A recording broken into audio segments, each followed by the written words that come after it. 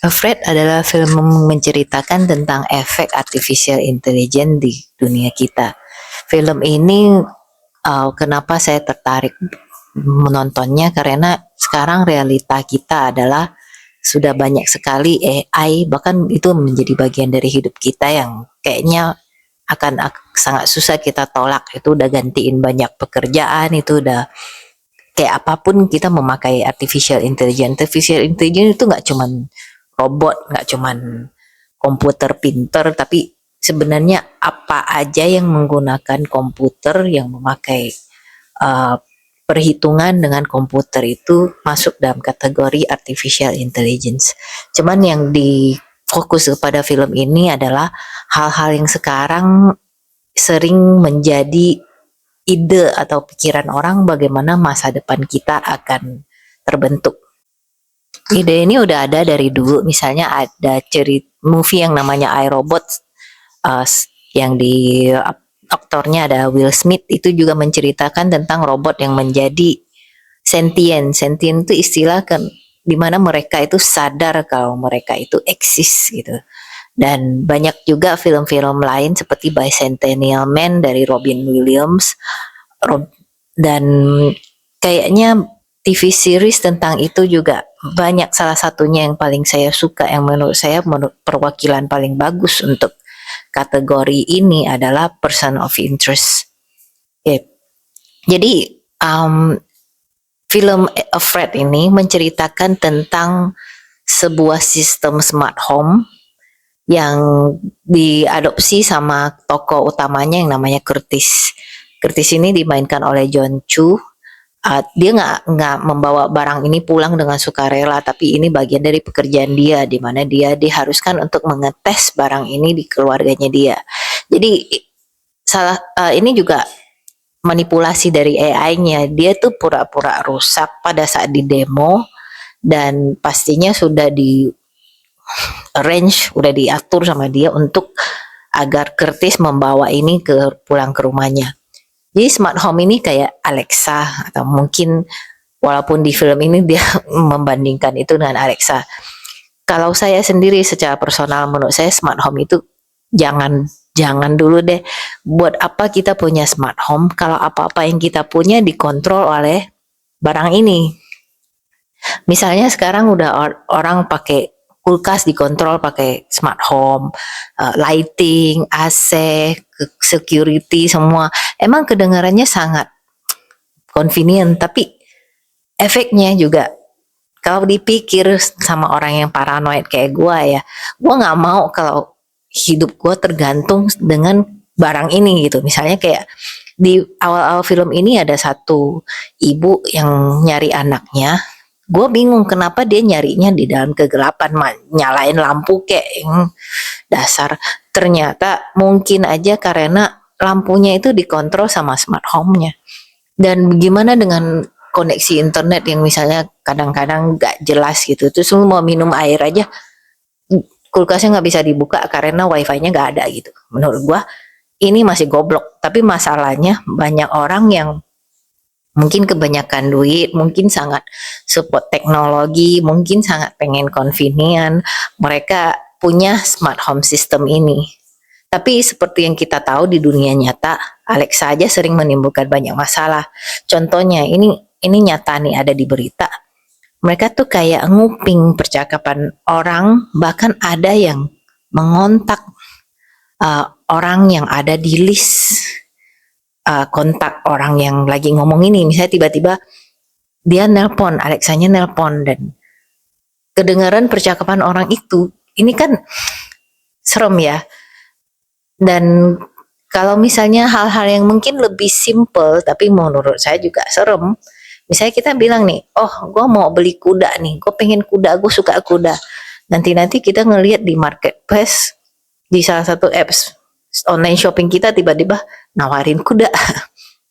Bahkan ada juga satu artikel berita yang gue baca dulu banget, tiba-tiba pasangan ini dapat banyak advertisement tentang kehamilan, baby cribs, tentang susu, tentang diaper, sebelum mereka tahu mereka itu hamil. Karena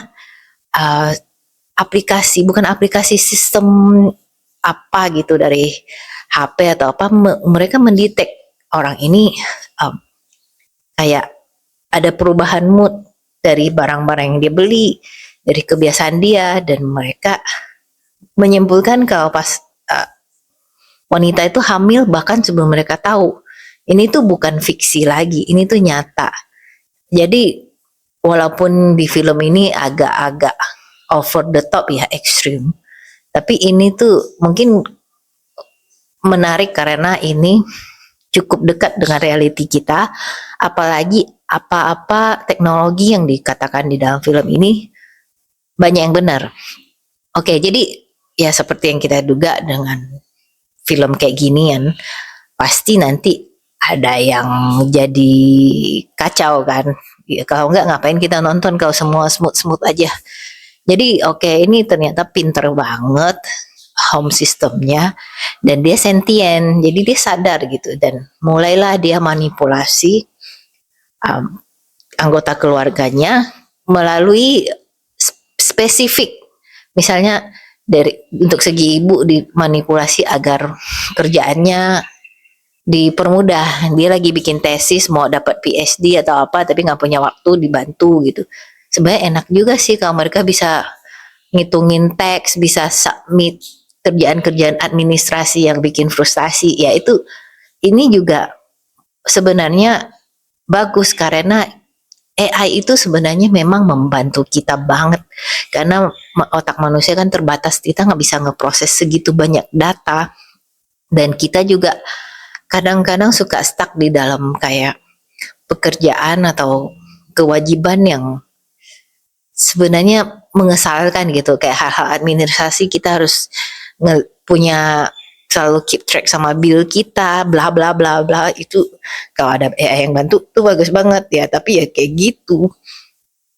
Tapi pokoknya ibu itu merasa terbantu, dia bisa dapat klaim asuransi, mungkin diberesin hal-hal sekolah, rumah tangga.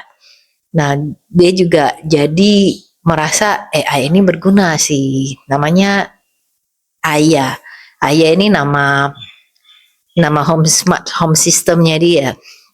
Cuman ya habis itu dia juga agak sangat banget, untung si ibu ini sadar kalau ini manipulasi nih setelah dia kasih lihat rupa bapaknya yang sudah meninggal melalui eksistensi dia di sosial media dan foto-foto, mungkin video. Nah, ini juga udah pernah dieksplor di series favorit saya, Black Mirror. Jadi mereka create, dan bahkan ini juga ada benernya karena ada orang yang mencoba create keberadaan omanya karena mereka kangen banget, dan mereka pakai data-data yang udah ada tentang omanya, dari foto, dari video. Ya mungkin oma nggak posting di sosial media, tapi kalau di Black Mirror dia keeksistensi lu di sosial media itu menjadi wujud yang ditampilkan di AI ini berdasarkan personality lu di situ. Cuman kita tahu sendiri sosial media itu udah nggak murni sekarang. Awal-awal di keluar tuh orang masih lugu lah, masih lucu dan dungu. Itu gue masih demen sosial medianya. Kita jujur tentang kita, maksudnya nggak ada yang terlalu di exaggerate. Tapi sekarang sosial media berapa persen sih nyata muka udah kayak tembok, udah kayak pilih dari katalog, terus apa yang di advertise juga nggak bener, emosi juga kadang nggak bener.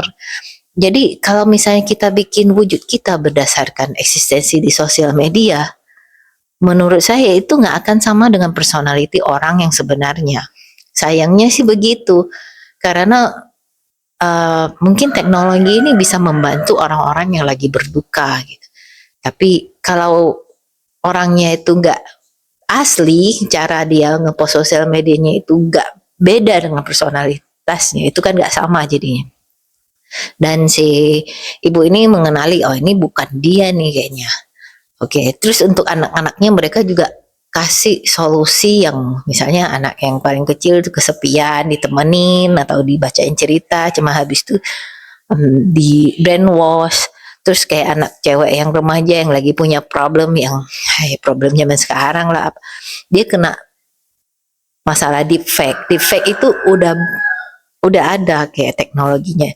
Jadi deepfake itu kalau lu punya eksistensi foto dan video, mereka bisa bikin yang namanya deepfake. Lu kelihatan kayak melakukan sesuatu yang gak lu lakukan. Ya pastilah ini akan menjurus ke hal-hal yang tidak pantas. Kayak lu ngapain, kayak lu jadi melakukan sesuatu yang gak pantas. Dan ini gak kelihatannya kayak superimpose lagi. Ini bahkan sangat sophisticated, sangat bagus sehingga susah dipercaya kalau itu bukan lo.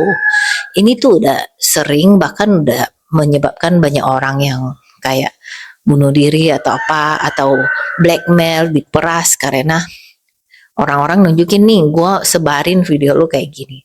Padahal itu nggak bener, mereka cuma pakai data-data yang mereka punya tentang orang ini dan dijadiin deepfake. Jadi ini nyeramin gitu, tapi ini udah nyata.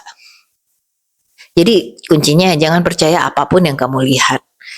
Percayalah sama orang yang kamu kenal dan jadilah orang yang objektif, jangan orang yang bodoh yang cuma percaya dengan apa yang ada di luar. Oke. Pidato kelar. Jadi menurut saya yang paling bagus dari film ini adalah bagian awalnya. Jadi bagian awalnya itu sangat realistik. Mereka juga nggak bikin bosan karena kita tahu ini tuh kita bandingkan dengan apa yang udah ada di realita. Oh ini bener nih kayak gini. Dan memang kita pasti ada ketakutan seberapa jauh kita mengandalkan teknologi sampai kita terlalu tergantung pada itu. Terus bagaimana kalau kayak hal-hal yang udah harusnya membantu kita, yang kita kira membantu kita ternyata jadi kebalikan, jadi senjata mata Tuhan. Ini ayam kenapa sih? Jadi oke. Jadi awalnya gue suka, gue nonton terus, cuman akhirnya itu parah. Jadi nonton film ini kan biasanya film tuh kayak ada tiga bagian gitu, perkenalan, terus mungkin yang proses dan ending.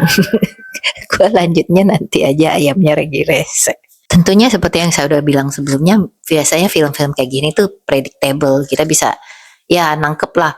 Ini pasti nanti awal-awalnya oke, tapi habis itu jadi kacau balau dan film ini juga kayak gitu, predictable. Cuman masalahnya dari awal dia perkenalan yang makan banyak waktu, tiba-tiba aja endingnya muncul gitu. Jadi gue heran nih, kayak mungkin dari angka 3 tahu-tahu jadi 10. Jadi tengah-tengahnya tuh kayak hampir nggak ada. Mereka langsung move on ke bagian ending. Gue sampai mikir, loh kok tiba-tiba udah kayak gini. Jangan bilang kalau ini udah deket ending nih. Benar aja deket ending. Jadi mereka tahu-tahu langsung pakai gigi 5. Tahu-tahu semuanya udah parah, udah hancur lebur dan udah jadi ya seperti yang kita tahu si AI ini sinister.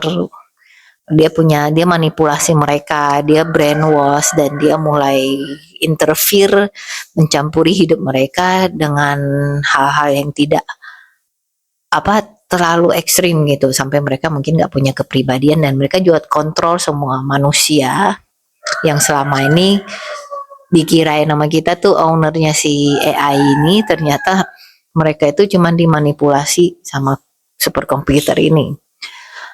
Ya mungkin kalau misalnya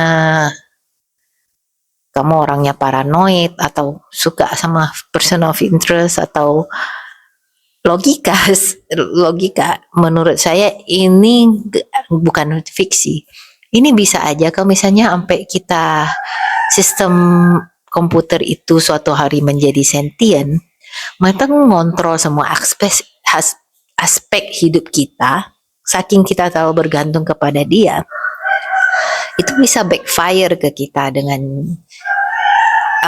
katakanlah oke, mungkin kayak dunia sekarang aja nih, tiba-tiba internet down di seluruh dunia, kacau balau semuanya, sistem transportasi, sistem manufacturing, semua bisnis, pabrik, kesehatan, pendidikan atau apapun, komunikasi semua akan hancur.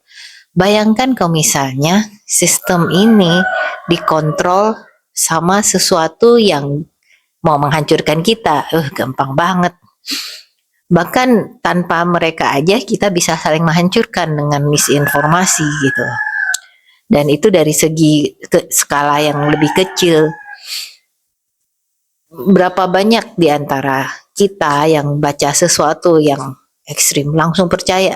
Banyak sekali. Bahkan bukan cuman itu, selain kita percaya sendiri, itu kita jadikan masuk ke otak kita terus kita sebar ke orang lain. Ini tuh serem banget sebenarnya. Oke, jadi anyway, film ini tahu-tahu jadi kayak gitu. Jadi terbongkar kalau misalnya ya ini mengkontrol semua manusia dan mereka mau mengkontrol keluarga ini. Cuman ya dari situ film yang awalnya gue kira bagus jadi hancur semua. Jadi aduh, jadi apa ya? Terlalu mendadak, terlalu nggak flash out, udah itu terlalu klise dan menurut gue aneh. Jadi tiba-tiba ini oke deh, gue bersimpati sama lu karena kelihatannya lu orang baik. Apaan sih? Banyak film-film yang menurut saya endingnya mengecewakan. Ini sebenarnya banyak potensial gitu. Cuman gimana caranya bisa diutarakan dengan lebih baik, dikasih dengan lebih bisa dipercaya, nggak jadi norak belakangnya. Bisa lebih gimana, base-nya udah bagus gitu, awalnya udah bagus dan film ini sangat pendek gitu. Jadi orangnya kayak oh bikin nih ide bagus gini-gini, terus tiba-tiba kehabisan ide, dibom semua, jadi udah kelarin aja pokoknya kita bikin klimaksnya kayak gini. Terus komplain gue yang lain adalah percakapan dialog-dialog mereka sangat kaku, pada kayak nggak natural gitu. Jadi pas nonton film ini, oke mereka cukup niat ya bikin settingnya segala macem, tapi dialog-dialognya itu gue ngerasa kayak aduh ini kok B-class banget sih cara mereka ngomong, isi omongan mereka sama itunya merasa kayak nggak alami gitu, nggak chemistry-nya nggak pas. Dan mereka juga advertise mengiklankan film ini sebagai film horor. Ya memang horornya beda, cuman masalahnya tuh mereka untuk masuk ke dalam film horor mereka suka kasih jump scare itu kayak bah tiba-tiba sesuatu muncul. Ini sama sekali kagak ada edition, kagak ada efek positif kepada plotnya movie ini gitu, nggak perlu gitu kayak gitu.